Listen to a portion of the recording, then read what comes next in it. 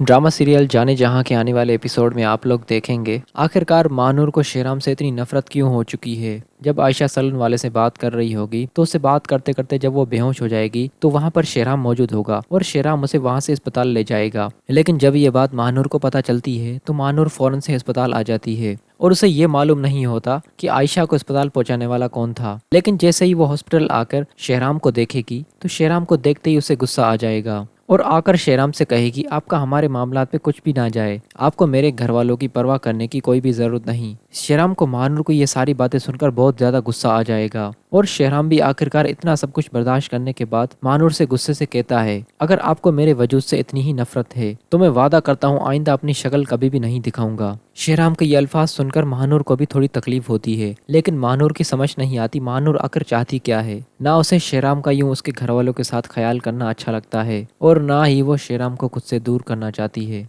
शायद महानूर शेराम को हर तरह से आजमाना चाह रही है, इसीलिए उसने शेराम के साथ इस तरह का बिहेव किया हुआ है। लेकिन शेराम जिसको महानूर की ये सारी बातें सुनने के बाद बहुत ज्यादा तकलीफ पहुंचती है और वो एक कोने में खड़ा होकर खुद को बहुत ज्यादा बेबस महसूस करता है। इस बार तो महानूर ने हद ही कर दी, उसकी बहन को सही वक्त पर अस्पताल लेकर आ गया और शेराम यहाँ पर भी महानूर को इतना बुरा लग रहा था। और उधर दूसरी तरफ जमाल साहब सब कुछ जानने के बाद भी अपनी बेटी आलिया की शादी तबरेज़ से करवा रहा है और जमाल साहब खुद तबरेज़ से जाकर पूछता भी है कि मुझे पता चला है कि तुम्हारी शादी हो चुकी है, अब मैं तुम्हारे मुंह से सुनना चाहता हूँ क्या यह सब कुछ सच है। फिर तबरेज़ भी जमाल साहब से कहता है जी आपने बिल्कुल सही सुना है, ये सब कुछ सच है, मगर फिर भी मुझे आपकी बेटी से शादी करने पर कोई भी एतराज़ नहीं है। जिस पर जमाल साहब कहता है एतराज़ तो मुझे भी नहीं है, लेकिन अब इस सारी चीज़ों का आलिया को कौन समझाए।